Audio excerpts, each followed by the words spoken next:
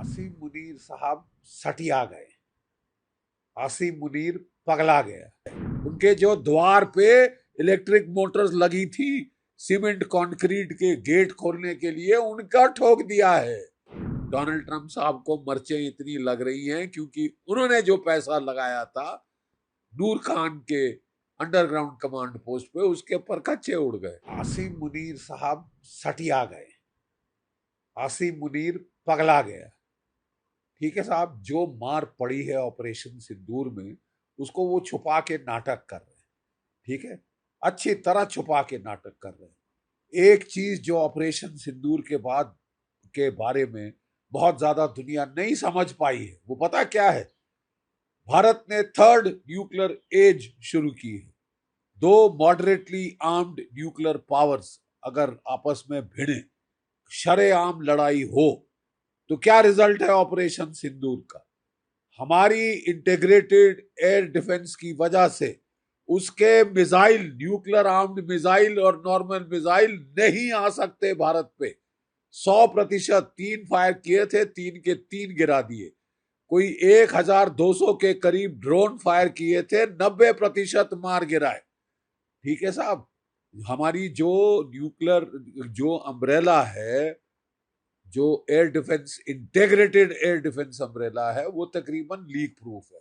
और हम केवल रक्षात्मक पे नहीं सीमित रहते, हमने आगे बढ़ के जहां से उसके 4 एयर बेसिस से उसके फाइटर विद बॉम्ब्स उड़ सकते थे, जकोबाबाद, रहीम यार खान, सरगोदा, हमने उनके परखच्चे उड़ा दिए सर। जो रहीम यार खान की एयर स्ट्रिप अभी तक चालू नहीं हुई, जहां उनके स्टोर्ड थे न्यूक्लियर बॉम्ब्स, ठीक है, वो थे आपके चगाई और किराना हिल्स में, उनको ठोका है।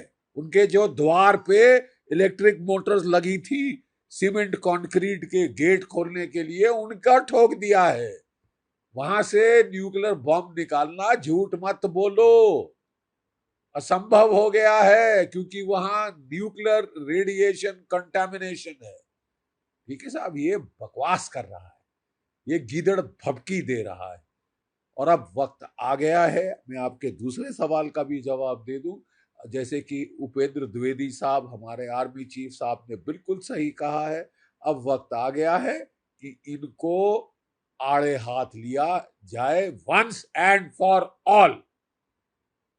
वही समीकरण हो रहा है जो 1971 में था। ठीक है, और तब भी हमने हिम्मत मर्द किया था और मदद खुदा आई थी। ठीक है, और 2 टुकड़े हो गए थे पाकिस्तान के। ये तो एक सर में दर्द है, एक माइग्रेन है इंटरनेशनल। इसको अब खत्म, खलास करना होगा। ठीक है साहब, अब टाइम आ गया है कि जो हमारा लिमिटेड वॉर की तरफ आउटलुक है, उसमें केवल 2 रिस्ट्रिक्शंस रह जानी चाहिए कि न्यूक्लियर वॉर, न्यूक्लियर वेपन, हम हथियार इस्तेमाल नहीं होने देंगे और हम पूरा लड़ेंगे, पुरजोर लड़ेंगे। लिमिटेड वॉर जो होगी will be limited only in time and non use of nuclear weapons. ठीक है साहब, ये वक्त आ गया है। आसिम मुनीर अपने सर पे बुला रहे हैं। जब सियार की मौत आती है तो वो शहर की तरफ भागता है। ये समझता है इसको, जैसे कि पाकिस्तान ने सोचा था 1971 में इसको अमेरिका बचा लेगा, चीन बचा लेगा। ना अमेरिका बचा पाया, ना चीन। ठीक है साहब, ना अमेरिका बचा पाया, ना चीन। ये आदमी, ये शख्स अपनी पर्सनल एम्बिशन के लिए, ये इसने फील्ड मार्शल बनने के लिए, जो एयरफोर्स का चीफ था पाकिस्तान का, इससे सीनियर था, उसपे सीनियरिटी पाने के लिए इसने दुम मरोड़ी है शहबाज शरीफ की कि बना दो मेरे को फील्ड मार्शल, क्योंकि साहब फील्ड मार्शल की रैंक में जाके मैं डोनाल्ड ट्रंप से मिल सकता हूं। डोनाल्ड ट्रंप ने शहबाज शरीफ को नहीं बुलाया, इसको बुलाया है। कैसी सरकार है ये साहब कि जिसका जो मुलाजिम है उसको बुलाता है पाकिस्तान का फील्ड मार्शल को बुलाता है डोनाल्ड ट्रंप, उनके प्रधानमंत्री को नहीं बुलाता, उनके प्रेसिडेंट को नहीं बुलाता, क्योंकि वो मुखौटे हैं। इसने साबित किया है, इसने बेइज्जती की है अपनी सरकार की। ये व्यक्तिगत इसने करने के लिए ऑपरेशन सिंदूर चलवाया को इसने शुरू कराया, ठीक है, अपने लाभ के लिए। ये कितने लोगों को मरवा देना चाहता है और अब कह रहा है कि मैं आधी दुनिया खत्म कर दूंगा। अबे आधी दुनिया खत्म, 170 है तेरे पास न्यूक्लियर वेपन्स, हाँ, 170 न्यूक्लियर बॉम्ब्स है तेरे पास, आर्सेनल जो है उनमें से ज्यादातर सब किलोटन है।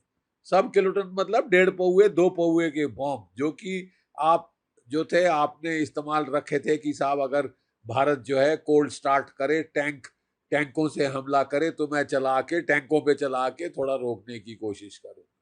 ठीक है साहब, हमारे पास जो बॉम्ब्स हैं 180 हैं जनाब, ज्यादा है 180 से, और वो सारे के सारे 10 किलोटन के ऊपर वाले हैं। 50 किलोटन और उससे ज्यादा के भी बॉम्ब्स हमारे पास है।